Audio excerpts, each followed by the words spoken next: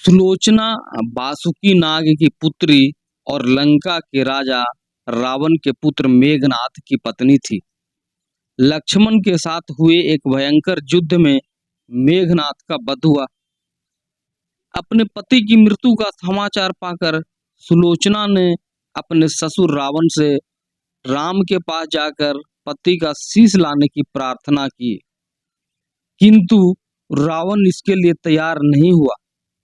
उसने सुलोचना से कहा कि वह स्वयं राम के पास जाकर मेघनाद का शीश ले आए, क्योंकि राम पुरुषोत्तम है, इसलिए उनके पास जाने में तुम्हें किसी भी प्रकार का भय नहीं करना चाहिए।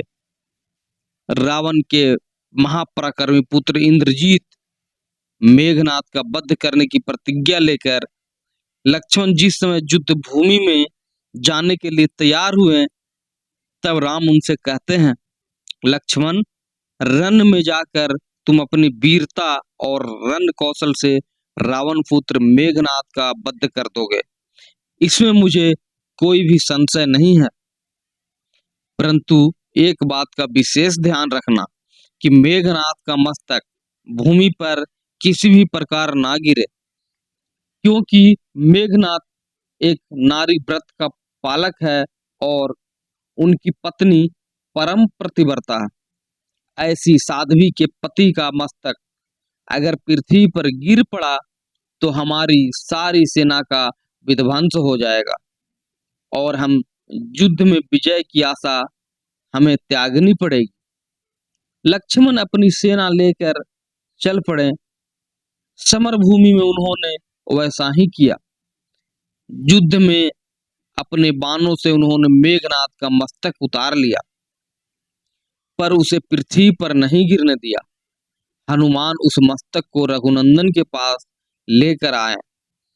मेघनाद की दाहिनी भुजा आकाश में उड़ती हुई पत्नी सुलोचना के पास जाकर गिरती है। सुलोचना चकित हो गई।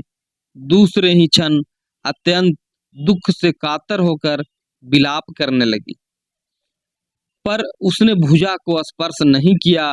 उसने सोचा, संभव है यह भुजा किसी अन्य व्यक्ति की हो। ऐसी दशा में पर पुरुष के स्पर्श का दोष मुझे लगेगा। निर्णय करने के लिए उसने भुजा से कहा, यदि तू मेरे स्वामी की भुजा है तो मेरे पतिव्रत की शक्ति से युद्ध का सारा वृतांत लिख दे। भुजा को दासी ने लेखनी पकड़ा दी। लेखनी ने लिख दिया, प्राण प्रिय, यह भुजा मेरी ही है। युद्ध भूमि में श्री राम के भाई लक्ष्मण से मेरा युद्ध हुआ। लक्ष्मण ने कई वर्षों से पत्नी, अन्न और निंद्रा छोड़ रखी है। वह तेजस्वी तथा समस्त दैविक गुणों से संपन्न है। संग्राम में उसके साथ मेरी एक नहीं चली। अंत में उन्हीं के बाणों से विद्ध होने से मेरा प्राण अंत हो गया। मेरा शीश श्री राम के पास है। पति की भुजा लिखित पंक्तियां पढ़ते ही सुलोचना व्याकुल हो गई और इधर पुत्र वधू के विलाप को सुनकर लंकापति रावण ने आकर कहा, शोक ना कर पुत्री, प्रातः होते ही सहस्त्रों मस्तक मेरे बाणों से कट कट कर पृथ्वी पर लौट जाएंगे। मैं रक्त की नदियां बहा दूंगा। करुण चित्कार करती हुई सुलोचना बोली, पर इससे मेरा क्या लाभ होगा पिताजी? सहस्त्रों नहीं, करोड़ों शीश भी मेरे स्वामी की शीश के अभाव की पूर्ति नहीं कर सकेंगे। सुलोचना ने निश्चय किया कि मुझे अब सती हो जाना चाहिए, किंतु पति का शव तो राम के दल में पड़ा था, वह कैसे सती हो सकती?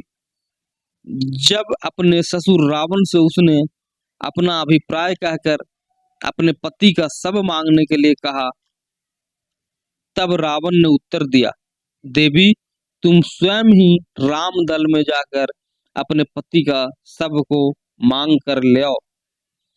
जिस समाज में बाल ब्रह्मचारी हनुमान, परम जितेंद्रिय लक्ष्मण और एक पत्नी व्रती भगवान श्री राम विद्यमान है, उस समाज में तुम्हें जाने से डरना नहीं चाहिए। मुझे विश्वास है इन अस्तुष्ट महापुरुषों के द्वारा तुम निराश नहीं लौटाई जाएगी।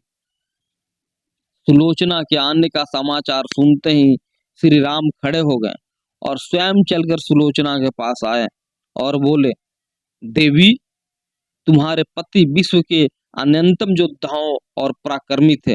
उनमें बहुत से सद्गुण थे, किंतु विधि के लिखी को कौन बदल सकता है। आज तुम्हें इस तरह देखकर मेरे मन में पीड़ा हो रही है। सुलोचना भगवान की स्तुति करने लगती है और श्री राम ने उन्हें बीच में ही टोकते हुए कहा, देवी, मुझे लज्जित ना करो। पतिव्रता की महिमा अपार है, उसकी शक्ति की तुलना नहीं है। मैं जानता हूँ कि तुम परम सती हो, तुम्हारे सतीत्व से ही विश्व भी थर्राता है। अपने यहाँ आने का कारण बताओ कि मैं तुम्हारी किस प्रकार सहायता कर सकता हूँ। सुलोचना ने अश्रुपूरित नयनों से प्रभु की ओर देखा और बोली, हे राघवेंद्र, मैं सती होने के लिए अपने पति का मस्तक लेने यहाँ पर आई हूँ। श्री राम ने शीघ्र ही ससम्मान मेघनाथ का शीश मंगवाया और सुलोचना को दे दिया उनको। उसके बाद पति का छिन्न शीश देखते ही सुलोचना का हृदय एकदम द्रवित हो उठा और उसकी आंखें बड़े जोर से बरसने लगी। रोते रोते उसने पास खड़े लक्ष्मण की ओर देखा और कहा, हे सुमित्रा नंदन, तुम भूल कर भी गर्व मत करना कि मेघनाथ का वध मैंने किया। मेघनाथ को धराशायी करने की शक्ति विश्व में किसी के पास नहीं थी। यह तो दो पतिव्रता नारियों का भाग्य था। आपकी पत्नी भी पतिव्रता और मैं भी पति चरणों के अनुरति रहने वाली अन्यन्य उनकी उपासिका हूँ, पर मेरे पतिदेव पतिव्रता नारी का अपहरण करने वाले पिता का अन्न खाते हैं और उन्हीं के लिए युद्ध में उतरे थे। बस इसी से मेरे जीवन धन्य परलोक सिधारे। सभी योद्धाओं ने सुलोचना को राम शिविर में देखकर चकित थे। वह यह नहीं समझ पा रहे थे कि सुलोचना को यह कैसे पता चला कि उसका पति का शीश भगवान राम के पास है। जिज्ञासा शांत करने के लिए सुग्रीव ने पूछ ही लिया कि यह बताओ, उन्हें कैसे ज्ञात हुई कि मेघनाथ का शीश श्री राम के शिविर में है। तो सुलोचना ने स्पष्टता से बता दिया, मेरे पति की भुजा युद्ध भूमि से उड़ती हुई मेरे पास चली गई थी, उसी ने लिख कर मुझे बता दिया। व्यंग भरे शब्दों में सुग्रीव बोल उठे, निष्प्राण भुजा यदि लिख सकती है तो फिर यह कटा हुआ शीश भी हंस सकता है। श्री राम ने कहा, बिल्कुल फालतू बातें मत किया करो मित्र। पतिव्रता के महात्म को तुम नहीं जानते। यदि वह चाहे तो यह कटा हुआ सिर भी हंस सकता। श्री राम की मुखावृत्ति को देखकर सुलोचना उनके भावों को समझ गई। उसने कहा, यदि मैं वचन, मन और कर्म से पति को देवता मानती हूँ तो मेरे पति का यह निर्जीव मस्तक हंस उठे। सुलोचना की बात पूरी भी नहीं हुई थी कि कटा हुआ मस्तक जोरों से हंसने लगा। यह देखकर सभी दंग रह गए। सभी ने पतिव्रता सुलोचना को प्रणाम किया। सभी पतिव्रता की महिमा से परिचित हो गए थे। चलते समय सुलोचना ने श्री राम से प्रार्थना की, भगवान, आज मेरे पति की अंत्येष्टि क्रिया है और मैं उनकी सहचरी उनसे मिलने जा रही हूँ, अतः आज युद्ध बंद रहे। श्री राम ने सुलोचना की प्रार्थना स्वीकार कर ली। सुलोचना पति का सिर लेकर वापस लंका आ गई। लंका में समुद्र के तट पर एक चंदन की चिता तैयार की गई। पति का शीश गोद में लेकर सुलोचना चिता में बैठ गई और धधकती हुई अग्नि में कुछ ही क्षणों में वह सती हो गई।